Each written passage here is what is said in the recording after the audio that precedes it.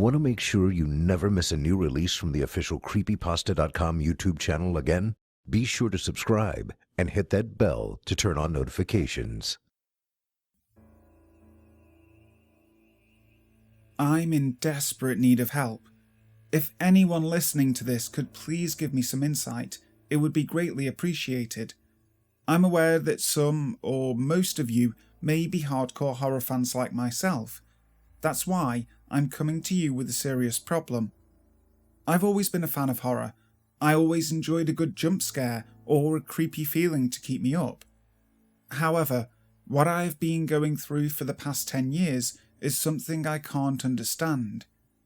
I'm a 40-year-old man, I'm happily married, and I have 3 children who all go to different universities.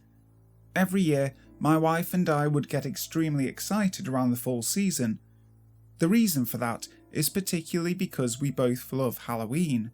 We would always spend a good few grand on decorations and candy.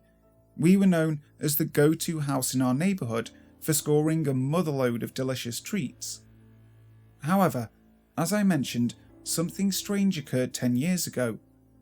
One night my wife and I were enjoying a little quality time together when we got an unexpected knock at the door.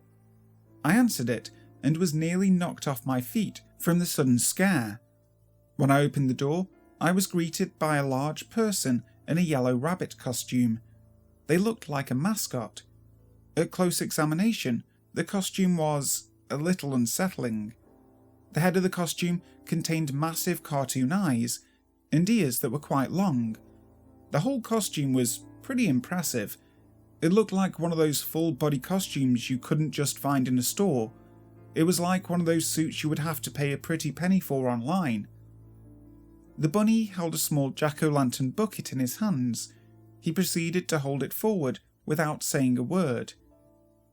This is where the problem comes in. This happened in the early part of September. As you could imagine, we didn't have any candy to give the poor fellow. I didn't want to be rude. I thought this just could have been a confused person.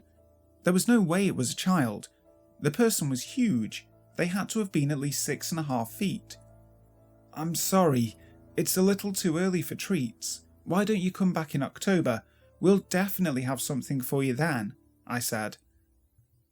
The bunny simply looked down in his empty bucket, turned his back, and skipped along down the street.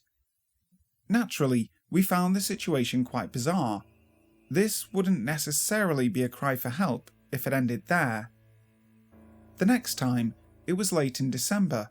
Snow was practically pelting down on the town. That's when we received a knock at the door. I answered and was greeted by the bunny-suited individual again. The suit looked visibly dirty, as if it hadn't been taken off in who knows how long. The funny thing is, this person never came back to my house on October 31st, not a single time. I tried to be nice again, and told the person there was no candy. I also told him he should probably find some shelter from the blizzard. There was no way I was letting him in my house. The next time it happened was in the middle of January. At this point, I was quite frankly getting a little bit irritated and uncomfortable. I even informed the local authorities of this guy. I could legally say he was harassing me in my house. All these years, the police never came up with anything. I let this go on for 5 years before we decided to move. One time, I even answered the door with my gun and threatened violence. Apparently, that didn't intimidate him in the slightest. After we moved about 2 miles on the other side of town, we thought it was over. For a few months, nothing happened, until one day I got a knock at the door. I didn't think it would be him because everything seemed fine. We didn't have any problems for a while. However, when I answered, it was surely the costumed rabbit person again. His costume was completely filthy. I could see large accumulations of dust and spider webs. I could even see little spiders crawling over his body. It was as if the costume was beginning to rot. No matter how many times I threatened violence or snapped on the guy, he would always come back. This is what I need help with. A few days ago, he came back. I was reluctant to answer the door. It never worked before anyway. This time when I answered, I could see splats of a dried, red substance along his mouth and torso. I just wanted this encounter to be over with, so I reached into my pocket and handed him some peppermints.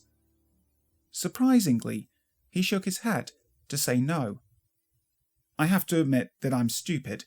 For the first time in 10 years, I asked him the question I never thought to ask. What do you want? His body went still for a few seconds. Then he extended his bucket towards me and gestured for me to look inside. I nearly vomited at the sight. Inside his bucket, there was a heart. For my own conscience, I choose to believe it wasn't a human heart, but I have doubts. In an act of defense, I punched the bunny right in his face. His soft cotton head went flying into my front lawn. What I saw then has kept me up ever since. Under the mask there was nothing. There was no person. It was just empty. I looked over in the yard at the discarded head. I swear for a split second I saw the head blink. Before I could even process what was happening, the body ran towards the head. It picked up its head and ran at an inhuman speed. I don't know what to do. I don't know how to deal with this. I could honestly use some help. I've gone to the police. I've gone to my kids. Everyone thinks my wife and I are crazy. I'm desperate for help. I'm afraid that my life and that of my wife are on the line. Why? Because this morning, something was written on my front door. See you on Halloween, for one last time. I'm taking that as a threat. We've already decided that we'll be leaving town for Halloween. I don't know if it will matter.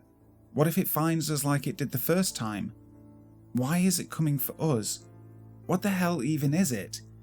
If anyone has any solution or answers, please let me know. Halloween is quickly approaching. We're running out of time. And if a big yellow rabbit comes to your door on Halloween, or any time, slam the door in its fucking face.